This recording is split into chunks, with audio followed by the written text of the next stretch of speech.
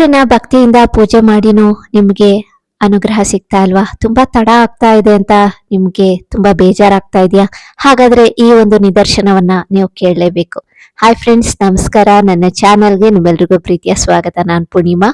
ಇವತ್ತು ರಾಯರಲ್ಲಿ ವಿಶ್ವಾಸ ಎಷ್ಟು ಇರಬೇಕು ಅನ್ನೋದಕ್ಕೆ ಇವತ್ತಿನ ವಿಡಿಯೋನ ನೀವು ನೋಡ್ಲೇಬೇಕು. ಈ ವಿಡಿಯೋನ ನೋಡೋಕೆ ಮುಂಚೆ ಚಾನೆಲ್ ನ ಹೊಸದಾಗಿ ನೋಡ್ತಾ ಇದ್ರೆ ಸಬ್ಸ್ಕ್ರೈಬ್ ಮಾಡ್ಕೊಳ್ಳಿ, ಹಾಗೆ ಪಕ್ಕದಲ್ಲೇ ಇರುವಂತಹ ಬೆಲ್ ಐಕಾನ್ ಮರಿದಲ್ಲೇ ಕ್ಲಿಕ್ ಮಾಡಿ. ಇದರಿಂದ ಹೊಸ ಹೊಸ ವಿಡಿಯೋಸ್ ಬಂದ್ರೆ ನಿಮ್ಗೆ ನೋಟಿಫಿಕೇಶನ್ ಬರುತ್ತೆ. ವಿಡಿಯೋ ಇಷ್ಟ ಆದಲ್ಲಿ ಲೈಕ್ ಮಾಡಿ, ಕಮೆಂಟ್ ಮಾಡಿ, ಹೆಚ್ಚು ಜನಕ್ಕೆ ವಿಡಿಯೋನ ಶೇರ್ ಮಾಡಿ. ರಾಯರಂತೂ ಅಸಂಖ್ಯಾತ ಭಕ್ತರನ್ನ ಹೊಂದಿದ್ದಾರೆ.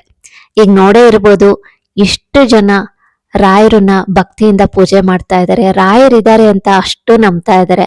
ಮೊದಲು ನೋಡಿದ್ದಕ್ಕೂ ಈಗ ನೋಡ್ತಾ ಇರೋದಕ್ಕೂ ತುಂಬಾನೇ ಸಂತೋಷವಾಗುತ್ತೆ. ಯಾಕೆಂದ್ರೆ ರಾಯರಿದ್ದಾರೆ ಅಂತ ಅಷ್ಟು ಜನ ಭಕ್ತರು ಭಕ್ತಿಯಿಂದ ಪೂಜೆ ಮಾಡ್ತಾ ಇದ್ದಾರೆ, ರಾಯರ ಸನ್ನಿಧಾನಕ್ಕೆ ಹೋಗ್ತಾ ಇದ್ದಾರೆ.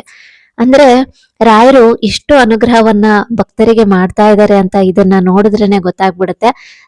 ಹಾಗೇನೆ ಪ್ರತಿಯೊಬ್ರು ಕೂಡ ಭಕ್ತಿಯಿಂದ ರಾಯರನ್ನ ಪೂಜೆ ಮಾಡ್ತಾರೆ, ರಾಯರ ಸ್ಮರಣೆ ಮಾಡ್ತಾರೆ. ಯಾಕೆಂದ್ರೆ ರಾಯರು ಇದ್ದಾರೆ ಅನ್ನುವಂಥದ್ದೇ ಒಂದು ಬಲವಾದ ನಂಬಿಕೆ. ಒಮ್ಮೊಮ್ಮೆ ಏನಾಗುತ್ತೆ, ನಾವು ಪ್ರತಿನಿತ್ಯ ಪೂಜೆನ ಮಾಡ್ತಾನೆ ಇರ್ತೀವಿ, ಪೂಜೆ ಮಾಡ್ತಾ ಇರ್ತೀವಿ. ಕೆಲವೊಂದು ಬಾರಿ ನಮ್ಮ ಕಷ್ಟ ಪರಿಹಾರ ಆಗೋದೇ ಇಲ್ಲ, ಅಥವಾ ನಾವು ಅಂದುಕೊಂಡಿದ್ದು ನೆರವೇರ್ತಾ ಇಲ್ಲ ಅಂತ ನಮ್ಗೆ ಕೋಪ ಕೂಡ ಬರುತ್ತೆ, ಬೇಜಾರು ಕೂಡ ಆಗುತ್ತೆ. ಎಷ್ಟು ಪೂಜೆ ಮಾಡಿದ್ರು ಇಷ್ಟೇನಾ ನಮ್ಮ ಜೀವನ ಅಂತ ಖಂಡಿತ ಅನ್ಸುತ್ತೆ. ಯಾಕೆಂದ್ರೆ ಒಂದೊಂದ್ಸಲ ತುಂಬಾ ಕುಗ್ಗೋಗ್ಬಿಡ್ತೀವಿ. ಪದೇ ಪದೇ ಕಷ್ಟಗಳನ್ನ ಎದುರಿಸ್ತಾ ಜೀವನ ಸಾಕು ಅನ್ನೋಷ್ಟು ಮಟ್ಟಿಗೂ ಕೂಡ ಬಂದು ಬಿಟ್ಟಿರ್ತಾರೆ. ಎಷ್ಟೇ ಒಳ್ಳೆ ಕೆಲಸ ಮಾಡಿದ್ರು, ಇನ್ನೊಬ್ರಿಗೆ ಒಳ್ಳೇದ್ ಬಯಸಿದ್ರು, ಭಕ್ತಿಯಿಂದ ಪೂಜೆ ಮಾಡೋರ್ಗೆ ಯಾಕೆ ರಾಯರು ಒಲಿಯೋದೇ ಇಲ್ಲ ಅನ್ನುವಂಥದ್ದು ತುಂಬಾ ಜನ ಕೇಳ್ತಾರೆ. ಅವ್ರ ಮನ್ಸಲ್ಲಿ ಇರುತ್ತೆ, ಎಷ್ಟೇ ಒಳ್ಳೆ ಕೆಲಸ ಮಾಡಿದ್ರು ಯಾಕೆ ದೇವರ ಅನುಗ್ರಹ ನಮ್ಗೆ ಸಿಗೋದಿಲ್ಲ, ಯಾಕೆ ತಡ ಆಗ್ತಾ ಇದೆ, ಇನ್ನು ಎಷ್ಟು ಪರೀಕ್ಷೆ ಮಾಡ್ತಾರೆ ರಾಯರು ಅಂತ ಅನ್ಸುತ್ತೆ. ಬೇರೆಯವರನ್ನ ನೋಡಿದಾಗ ಅವ್ರಿಗೆ ಎಷ್ಟು ಬೇಗ ಅನುಗ್ರಹ ಸಿಕ್ಕಿದೆ, ಅವರ ಜೀವನದಲ್ಲಿ ಮಹಿಮೆನೆ ನಡೆದೋಗಿದೆ. ರಾಯರು ನಮ್ಮ ಜೀವನದಲ್ಲಿ ಯಾಕೆ ಮಹಿಮೆ ನಡೆಸ್ತಾ ಇಲ್ಲ, ನಮ್ಗೆ ಯಾಕೆ ಒಳ್ಳೇದ್ ಮಾಡ್ತಾ ಇಲ್ಲ ಅಂತ ಖಂಡಿತವಾಗ್ಲೂ ಅನ್ಸುತ್ತೆ. ಆದ್ರೆ ರಾಯರು ಎಲ್ಲಾ ಭಕ್ತರನ್ನು ಒಂದೇ ತರ ನೋಡ್ತಾರೆ. ಒಬ್ರಿಗೆ ಒಂಥರ ಅನುಗ್ರಹ ಮಾಡಿದ್ರೆ ಇನ್ನೊಬ್ರಿಗೆ ಇನ್ನೊಂದ್ ಅನುಗ್ರಹ ಮಾಡೇ ಮಾಡ್ತಾರೆ. ಒಂದ್ ಮಾತು ನೀವು ಕೇಳೇ ಇರ್ಬೋದು, ತಡ ಆದ್ರೂನು ಅದಕ್ಕೆ ಅತ್ಯುತ್ತಮವಾದ ಫಲ ಸಿಕ್ಕತ್ತೆ ಅಂತ. ನಮ್ಮ ತಾಳ್ಮೆ ಪರೀಕ್ಷೆ ಮಾಡ್ತಾರೆ, ಕಷ್ಟಗಳನ್ನ ಕೊಡ್ತಾರೆ. ಯಾಕೆಂದ್ರೆ ನಾವು ಎಷ್ಟು ಅವರಲ್ಲಿ ಭಕ್ತಿ ಇಟ್ಕೊಂಡಿದೀವಿ ಅಂತ ಪರೀಕ್ಷೆ ಮಾಡ್ತಾರೆ. ಕಷ್ಟ ಬಂದ ತಕ್ಷಣ ನಾವೇನ್ ಮಾಡ್ತೀವಿ, ಮಠಕ್ಕೆ ಹೋಗೋದ್ ಬಿಟ್ಬಿಡ್ತೀವಿ, ದೇವಸ್ಥಾನಗಳಿಗೆ ಹೋಗೋದೇ ಇಲ್ಲ, ದೇವ್ರ ಪೂಜೆ ಮಾಡೋದನ್ನೇ ಬಿಟ್ಬಿಡ್ತೀವಿ, ದೇವರ ಸ್ಮರಣೆ ಮಾಡೋದನ್ನು ಕೆಲವ್ರು ಬಿಡ್ತಾರೆ.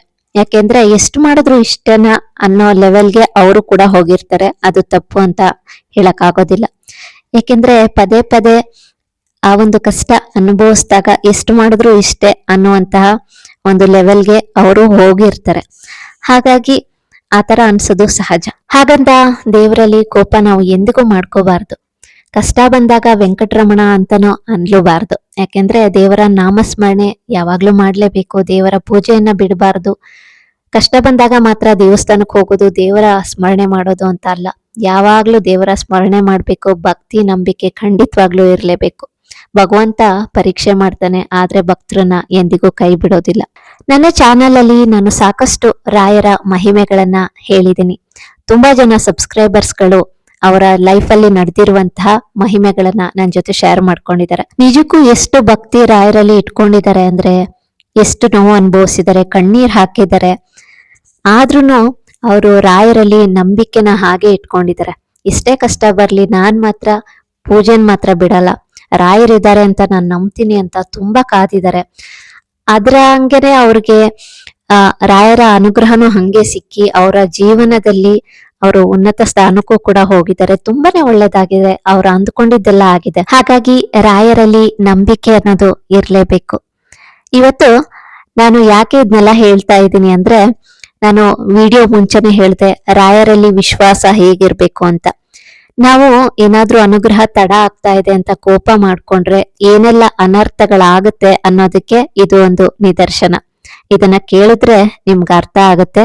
ಒಬ್ಬ ರಾಯರ ಭಕ್ತ ಇರ್ತಾನೆ. ರಾಯರು ಅಂದ್ರೆ ಅವನಿಗೆ ತುಂಬಾ ಭಕ್ತಿ ಇರುತ್ತೆ. ಅವನ ಇಷ್ಟಾರ್ಥ ನೆರವೇರ್ಬೇಕು ಅಂತ ಅವನು ಮಂತ್ರಾಲಯದಲ್ಲಿ ಸೇವೆ ಮಾಡ್ತಾನೆ. ಅಂದ್ರೆ ತುಂಬಾ ವರ್ಷ ಅವನು ಸೇವೆ ಮಾಡಿರ್ತಾನೆ. ಅವನು ಎಷ್ಟು ಸೇವೆ ಮಾಡಿದ್ರು ಅವನಿಗೆ ಫಲ ಸಿಗದೇ ಇಲ್ಲ. ಅವನಿಗೆ ತುಂಬಾ ಬೇಜಾರು ಆಗುತ್ತೆ. ಒಂದ್ ಕಡೆ ಅವನಿಗೆ ತುಂಬಾ ಕೋಪ ಕೂಡ ಬರುತ್ತೆ. ಏನಿದು, ರಾಯರನ್ನ ನಾನು ಇಷ್ಟು ಭಕ್ತಿಯಿಂದ ಪೂಜೆ ಮಾಡ್ತೀನಿ, ಸೇವೆ ಮಾಡ್ತಾ ಇದ್ದೀನಿ, ಮಂತ್ರಾಲಯಕ್ಕೆ ಬಂದು ಸೇವೆ ಮಾಡಿದ್ರು ಯಾಕೆ ನಾನು ಅಂದ್ಕೊಂಡಿದ್ದಾಗ್ತಾ ಇಲ್ಲ, ರಾಯರು ಯಾಕೆ ಅನುಗ್ರಹ ಮಾಡ್ತಾ ಇಲ್ಲ ನನಗೆ ಅಂತ ಅವನಿಗೆ ತುಂಬಾನೇ ಕೋಪ ಬರುತ್ತೆ. ಒಂದ್ ಕಡೆ ಬೇಜಾರು ಆಗಿರ್ತಾನೆ, ಯಾಕೆಂದ್ರೆ ಅಂದ್ಕೊಂಡಿದ್ದಾಗಿಲ್ಲ ಅಂದ್ರೆ ಯಾರಿಗೆ ಆಗ್ಲಿ ಕೋಪ ಬಂದೇ ಬರುತ್ತೆ. ಅದ್ರಲ್ಲೂ ಅವನು ತುಂಬಾ ಸೇವೆ ಮಾಡಿರ್ತಾನಲ್ವಾ, ಅವನಿಗೆ ಒಂಥರ ಸಿಟ್ಟು ಬಂದ್ಬಿಡುತ್ತೆ ರಾಯರ ಮೇಲೆ. ಅವನೇನ್ ಮಾಡ್ತಾನೆ, ರಾಯರ ಮೇಲೆ ದೂರು ನೀಡಿ ತಿರುಪತಿ ಹುಂಡಿಗೆ ಚೀಟಿ ಹಾಕ್ತಾನೆ. ಅವನ ಕನಸಲ್ಲಿ ಏನಾಗುತ್ತೆ ಅಂದ್ರೆ, ಸ್ವಪ್ನದಲ್ಲಿ ಶ್ರೀನಿವಾಸ ದೇವರು ನ್ಯಾಯಾಧೀಶರಾಗಿ ಕೂತಿರ್ತಾರೆ. ಅಂದ್ರೆ ಇವನು ದೂರ್ ಕೊಡ್ತಾನಲ್ವಾ, ಅಂದ್ರೆ ಹುಂಡಿಗೆ ಚೀಟಿ ಬರ್ದಿರ್ತಾನೆ, ಅವನ ಕನಸಲ್ಲಿ ಶ್ರೀನಿವಾಸ ದೇವರು ಬರ್ತಾರೆ ನ್ಯಾಯ ತೀರ್ಮಾನ ಮಾಡಕ್ಕೆ ಅಂತ. ಆಮೇಲೆ ಏನಾಗುತ್ತೆ, ಭಕ್ತ ಒಂದ್ ಕಡೆ ಇರ್ತಾನೆ, ಇನ್ನೊಂದ್ ಕಡೆ ರಾಯರು ಇರ್ತಾರೆ. ಅವಾಗ ಶ್ರೀನಿವಾಸ ದೇವರು ಕೇಳ್ತಾರೆ ಏನು ಅಂತ. ಅವಾಗ ಭಕ್ತ ಹೇಳ್ತಾನೆ, ತುಂಬಾ ದಿನದಿಂದ ನನ್ನ ಇಷ್ಟಾರ್ಥ ನೆರವೇರ್ಬೇಕು ಅಂತ ನಾನು ಭಕ್ತಿಯಿಂದ ಸೇವೆ ಮಾಡ್ತಾ ಇದ್ದೀನಿ, ಆದ್ರೆ ರಾಯರು ನನಗೆ ಅನುಗ್ರಹವನ್ನ ತೋರ್ತಾ ಇಲ್ಲ ಅಂತ ರಾಯರ ಮೇಲೆ ಅವನು ದೂರನ್ನ ಹೇಳ್ತಾನೆ. ರಾಯರನ್ನ ಶ್ರೀನಿವಾಸ ದೇವರು ಕೇಳ್ತಾರೆ, ಯಾಕೆ ಅನುಗ್ರಹ ತೋರ್ತಾ ಇಲ್ವಲ್ಲ ಅಂತ ಕೇಳಿದಾಗ ರಾಯರು ಹೇಳ್ತಾರೆ, ಬೇರೆ ಭಕ್ತರೆಲ್ಲ ಸಣ್ಣ ಪುಟ್ಟ ಮನೋಕಾಮನೆಗಳನ್ನ ಕೇಳ್ತಾರೆ, ಅವರ ಮಾಡಿದಂತಹ ಸೇವೆಗೆ ನಾನು ಶೀಘ್ರವಾಗಿ ಅನುಗ್ರಹವನ್ನ ತೋರಿದ್ದೀನಿ. ಆದ್ರೆ ಈ ಭಕ್ತನ ಆಸೆ ಏನಿದೆ ತುಂಬಾನೇ ದೊಡ್ಡದು, ಅವನಿಗೆ ರಾಜರಾಗ್ಬೇಕು ಅನ್ನುವಂತ ಆಸೆ ಇದೆ. ಹಾಗಾಗಿ ತುಂಬಾ ವರ್ಷಗಳಿಂದ ಅವನು ಸೇವೆಯನ್ನ ಸಲ್ಲಿಸ್ತಾ ಇದ್ದಾನೆ. ಇನ್ನು 3 ದಿನ ಅವನ ಸೇವೆ ಬಾಕಿ ಇದೆ, ಇನ್ನ 3 ದಿವಸದಲ್ಲೇ ಮುಗಿತಿತ್ತು, ಅಷ್ಟ್ರಲ್ಲೇನೆ ಅವನು ಬಂದು ನಿಮ್ಗೆ ದೂರು ಕೊಟ್ಟಿದ್ದಾನೆ ಅಂತ ರಾಯರು ಹೇಳ್ತಾರೆ. ಆಗ ಶ್ರೀನಿವಾಸ ದೇವರು ಏನ್ ಹೇಳ್ತಾರೆ ಗೊತ್ತಾ, ಈ ಭಕ್ತನಿಗೆ 100 ಚಡಿ ಏಟು ಕೊಡಿ ಅಂತ ಆದೇಶವನ್ನ ಕೊಡ್ತಾರೆ. ಚಡಿ ಏಟು ಕೊಡುವಾಗ ಭಕ್ತನಿಗೆ ಎಚ್ಚರವಾಗುತ್ತೆ. ಆಗ ಅವನು ರಾಯರ ಸೇವೆಯನ್ನ ಕಂಪ್ಲೀಟ್ ಮಾಡ್ತಾನೆ. ಅಂದ್ರೆ ಇನ್ನು 3 ದಿನ ಇರುತ್ತಲ್ಲ, ಅದನ್ನ ಕಂಪ್ಲೀಟ್ ಮಾಡ್ತಾನೆ. ಅಂದ್ರೆ ಇದಿಷ್ಟು ನಡೆದಿರೋದು ಕನಸಿನಲ್ಲಿ. ಹಾಗಾಗಿ ನಾವು ಇಲ್ಲಿ ಏನ್ ಅರ್ಥ ಮಾಡ್ಕೋಬೇಕು ಅಂದ್ರೆ, ರಾಯರು ತಡವಾದ್ರೂ ಖಂಡಿತವಾಗ್ಲೂ ಅನುಗ್ರಹವನ್ನ ಮಾಡ್ತಾರೆ. ನಾವೇನಾದ್ರೂ ಆತರ ಪಟ್ರೆ ಖಂಡಿತವಾಗ್ಲೂ ಅನರ್ಥ ಆಗೇ ಆಗುತ್ತೆ. ಹಾಗಾಗಿ ಯಾವಾಗ್ಲೂ ನಾವು ರಾಯರ ಅನುಗ್ರಹವನ್ನ ಪಡೆದುಕೊಳ್ಬೇಕು ಅಂದ್ರೆ ಸ್ವಲ್ಪ ತಾಳ್ಮೆಯಿಂದ ಕಾಯ್ಬೇಕು, ರಾಯರಲ್ಲಿ ವಿಶ್ವಾಸ ಖಂಡಿತವಾಗ್ಲೂ ಇರಬೇಕು. ರಾಯರಿಗೆ ಸೇವೆ ಮಾಡಿದ್ರೆ ಎಂದಿಗೂ ವ್ಯರ್ಥವಾಗೋದಿಲ್ಲ ಅಂತ ನಾನು ಹೇಳ್ತಾ ಇರ್ತೀನಿ. ಅದು ಖಂಡಿತ ನಿಜ. ಯಾಕೆಂದ್ರೆ ನಾವು ಸೇವೆ ಮಾಡಿದಕ್ಕೆ ಅವರು ಅದಕ್ಕೆ ತಕ್ಕ ಪ್ರತಿಫಲವನ್ನ ಕೊಟ್ಟೆ ಕೊಡ್ತಾರೆ, ಸಂಶಯನೇ ನಾವು ಇಟ್ಕೊಳ್ಳೋ ಹಾಗಿಲ್ಲ. ಯಾಕೆಂದ್ರೆ ನಾವು ಯಾರಿಗೇನ್ ಮಾಡಿದ್ರು ಅವರು ಅದನ್ನ ಮರಿಬಹುದು, ಆದ್ರೆ ಭಗವಂತನ್ಗೆ ನಾವು ಮಾಡುವಂತಹ ಪೂಜೆ ಸೇವೆ ಆಗಿರ್ಬೋದು, ಭಗವಂತ ಅದನ್ನ ಯಾವತ್ತಿಗೂ ಮರೆಯೋದಿಲ್ಲ. ಅದಕ್ಕೆ ಮರಳಿ ನಮ್ಗೆ ಏನ್ ಬೇಕು ಅನ್ನೋದನ್ನ ಭಗವಂತ ಕೊಟ್ಟೆ ಕೊಡ್ತಾನೆ. ಹಾಗಾಗಿ ವಿಶ್ವಾಸ ಅನ್ನೋದು ಖಂಡಿತವಾಗ್ಲೂ ಇರ್ಲೇಬೇಕು.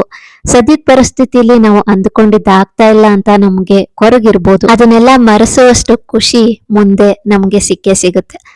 ಹಾಗಾಗಿ ನಾವು ಯಾವಾಗ್ಲೂ ಕುಗ್ಗಬಾರ್ದು, ಅನುಗ್ರಹ ಸಿಗ್ತಾ ಇಲ್ಲ ಅಂತ ಬೇಜಾರ್ ಮಾಡ್ಕೋಬಾರ್ದು, ರಾಯರಲ್ಲಿ ನಂಬಿಕೆ ಕಳ್ಕೋಬಾರ್ದು. ಪ್ರತಿಯೊಬ್ಬ ಭಕ್ತರಿಗೂ ರಾಯರು ಅನುಗ್ರಹ ಮಾಡೇ ಮಾಡ್ತಾರೆ, ಅದರಲ್ಲಿ ಸಂಶಯನೇ ಇಲ್ಲ. ಇವತ್ತಿನ ನಿದರ್ಶನವನ್ನ ಕೇಳಿ ನಿಮ್ಗೆ ಏನ್ ಅನ್ನಿಸ್ತು ಅಂತ ಖಂಡಿತ ಕಮೆಂಟ್ ಸೆಕ್ಷನ್ ನಲ್ಲಿ ತಿಳಿಸಿ.